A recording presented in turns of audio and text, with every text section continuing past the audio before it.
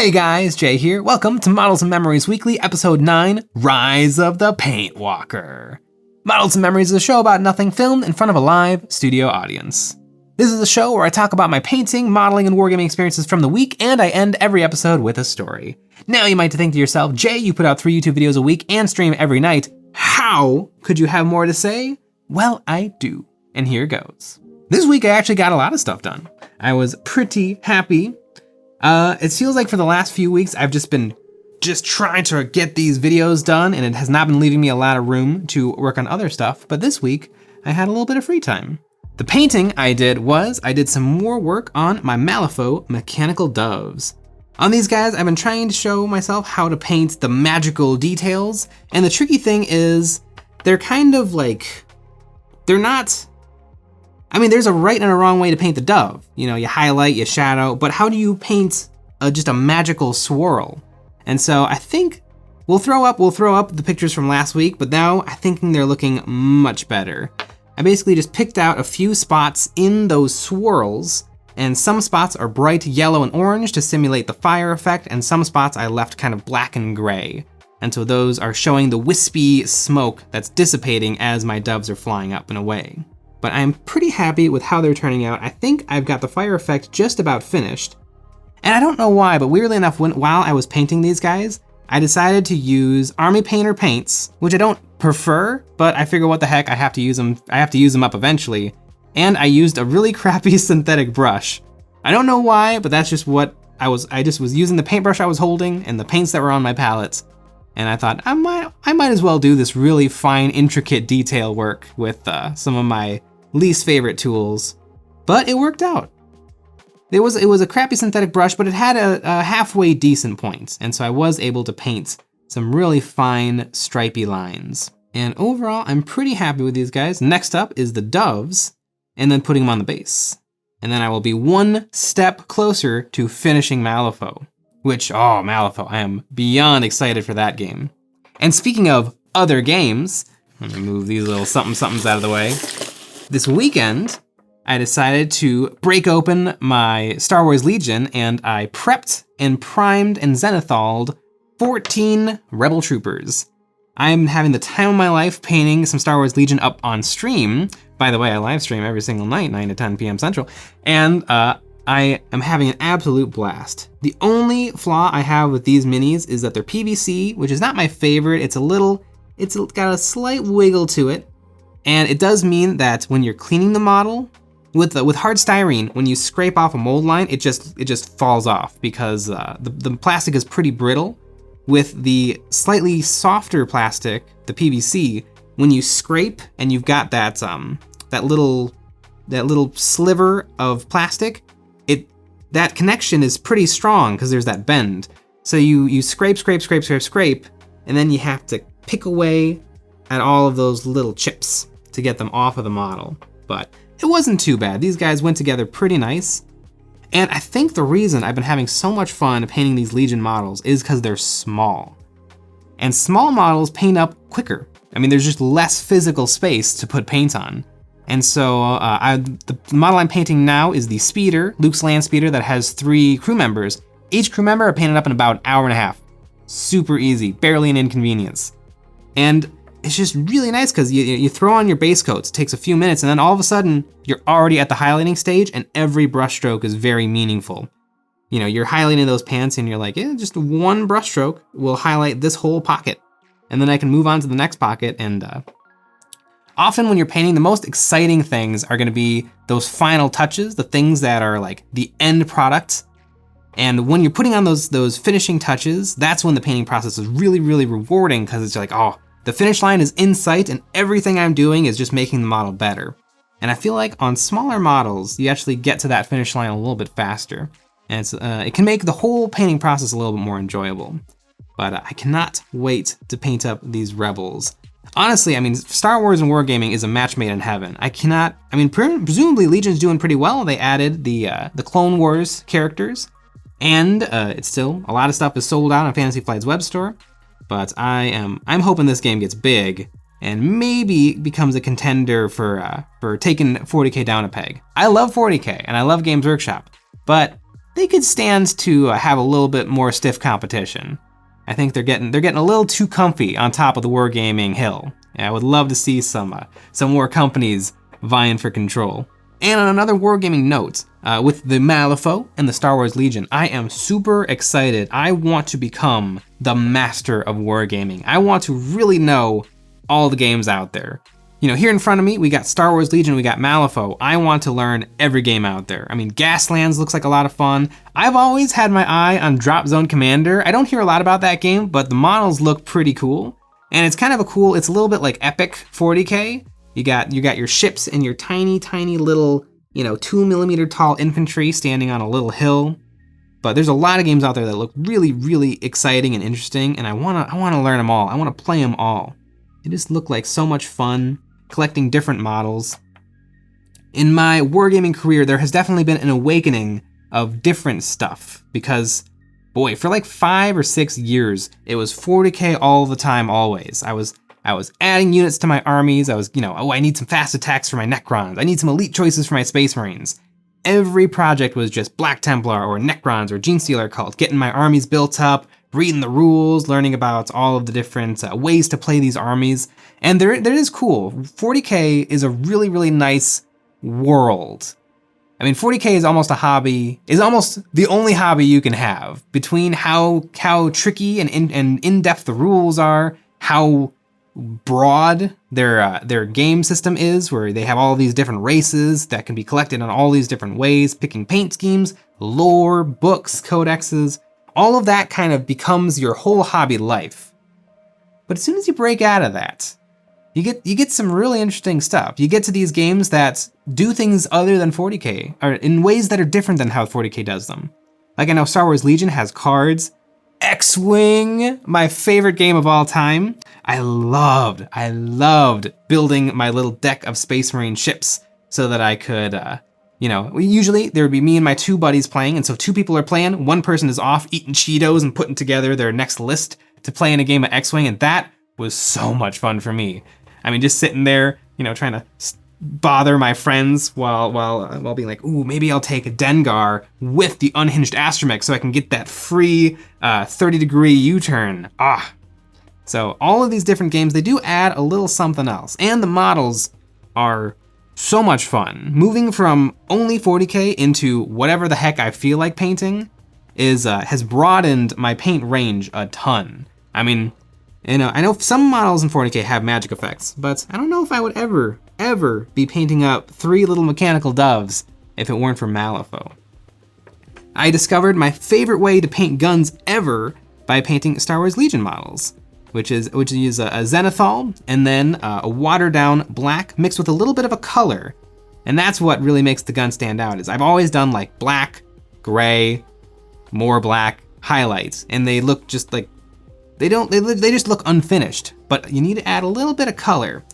So zenithal, watered down black with a little bit of blue or a little bit of brown, and then a dry brushing highlight, usually of a slightly off-white, and then another Nuln Oil. And then the gun looks so good, and it didn't take much work, and it's just lovely. And I don't think I would have learned that if I had kept to just painting 40K figures.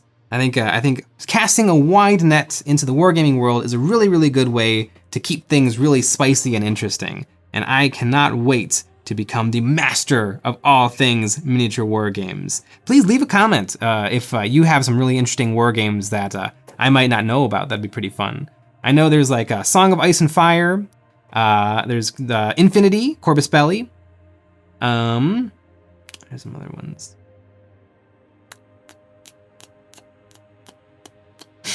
It's the one with Doug the Flatulent. There's a game called Moonstone, maybe? Leave a comment below. I want to know all the games out there.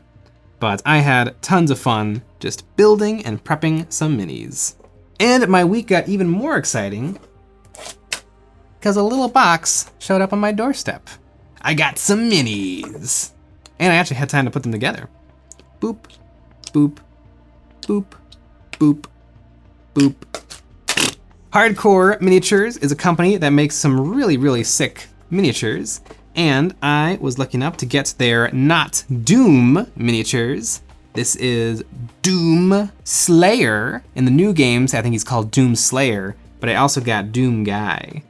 And I've never played Doom, but I do think it's cool. I think this is one of the bad guys from Doom. I think this is like the normal bad guy from Doom. He's just a demon with a gun arm, but super cool, interesting, gigantic model. Really though, why I bought stuff from Hardcore Miniatures is the orcs. I've been building up my Mad Max collection of orcs, and it's one of my favorite armies actually. It's very small. It's 30 orc boys, 6 orc bikers are painted. I have a lot more unbuilt, and I want it to be Mad Max inspired. Mad Max Fury Road is one of the best movies I've ever seen in my entire life. That's one of those movies, when I saw Mad Max in theaters in 2015, 16, it was like life-changing. Like, it's one of those movies where I saw it and I felt lucky to have gotten to see it. It was an amazing movie, and Hardcore Miniature makes Mad Max inspired orcs. I didn't get to build this guy, but this is like Gruk Morkatansky, based off of Mad Max.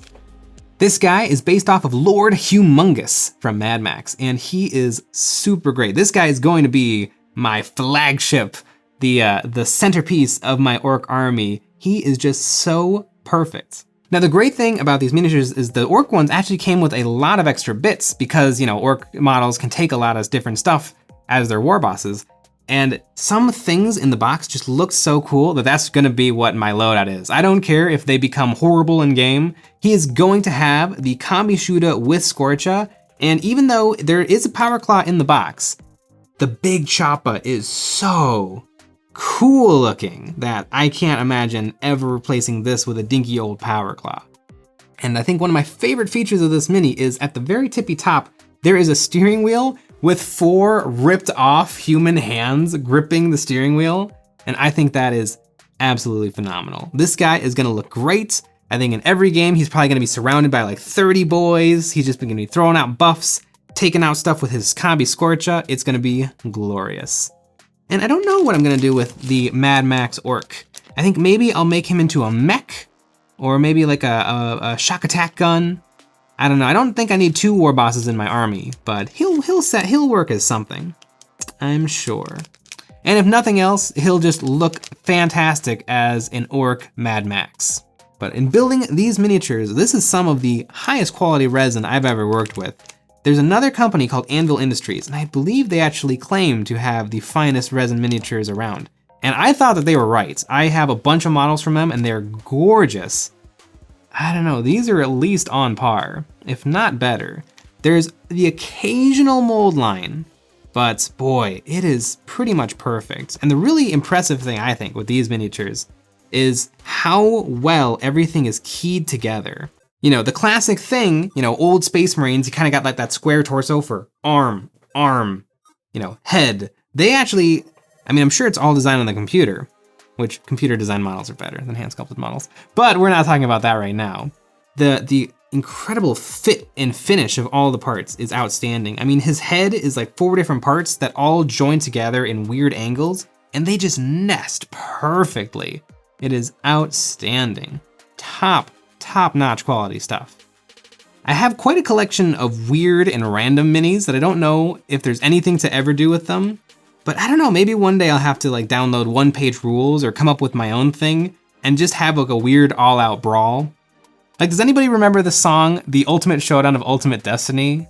That could be a really, really funny war game with custom rules where you just throw whatever miniature on the table and let them fight each other.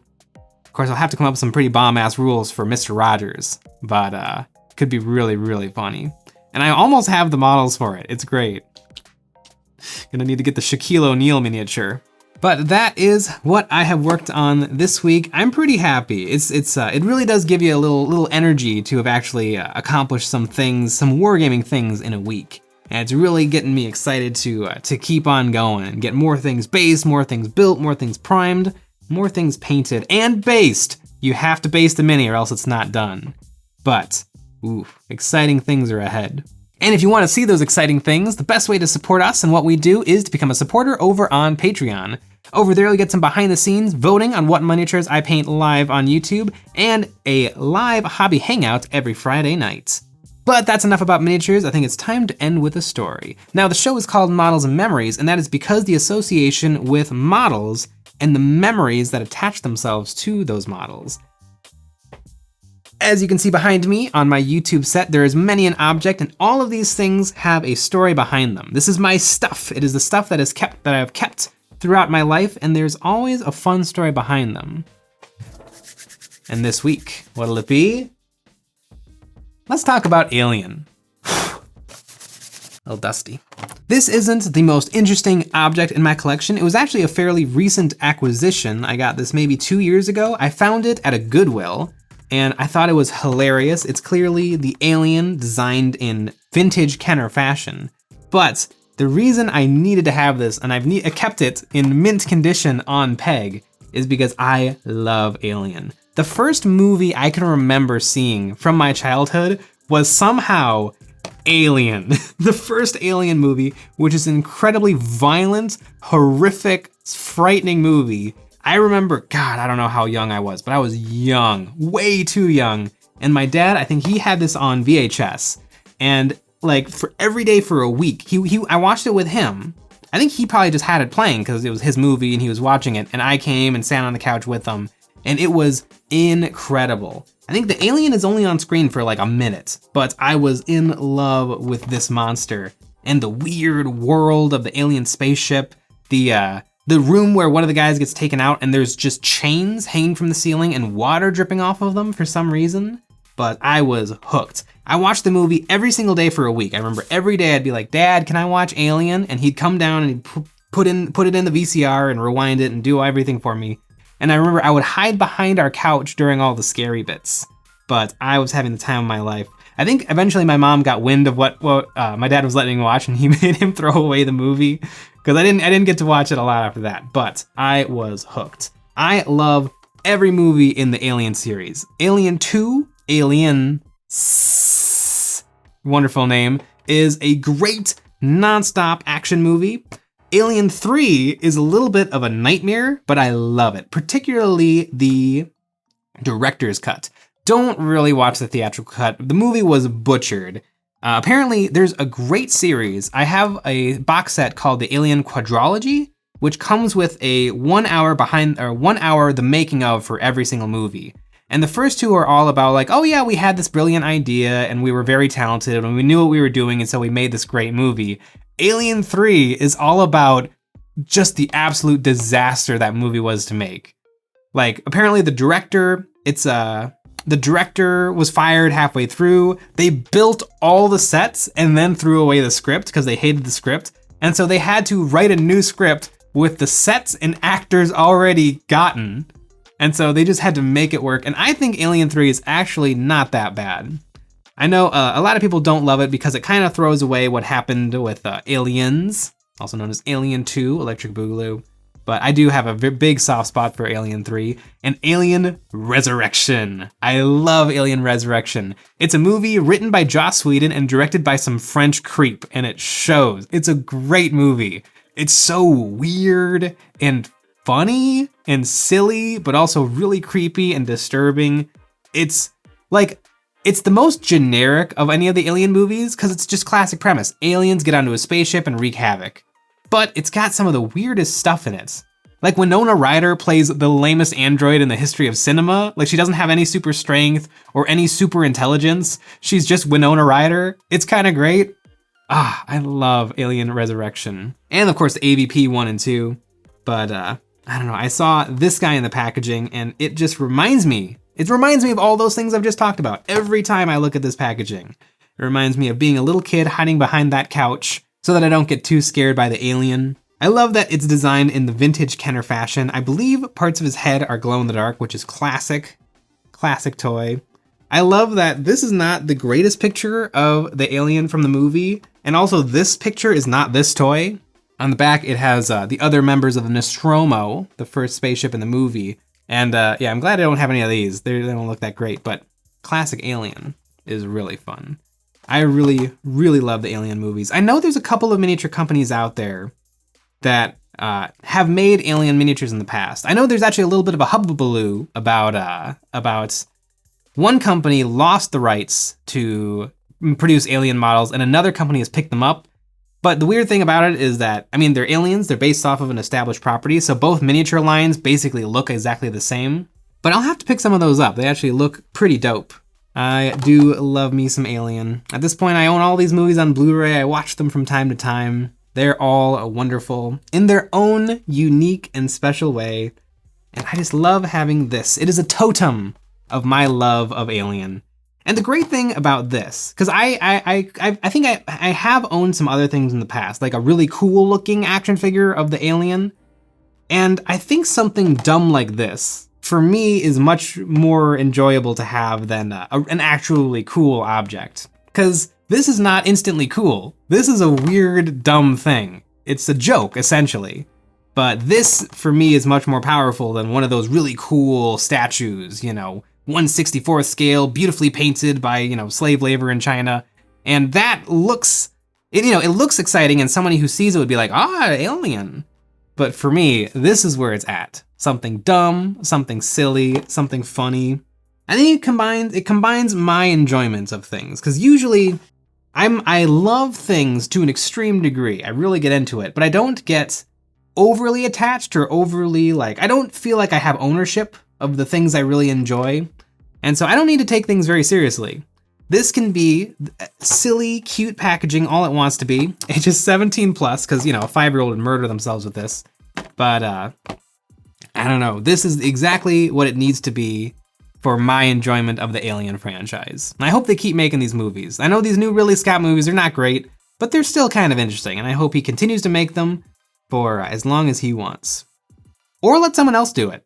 That could be cool too, but if he's not gonna do that, then I'm happy with what we're getting. But that's it for this episode of Models and Memories Weekly. I hope you enjoyed it. This is the 9th episode, and I'm all out of Star Wars jokes, so I'm gonna have to come up with something fresh, something new.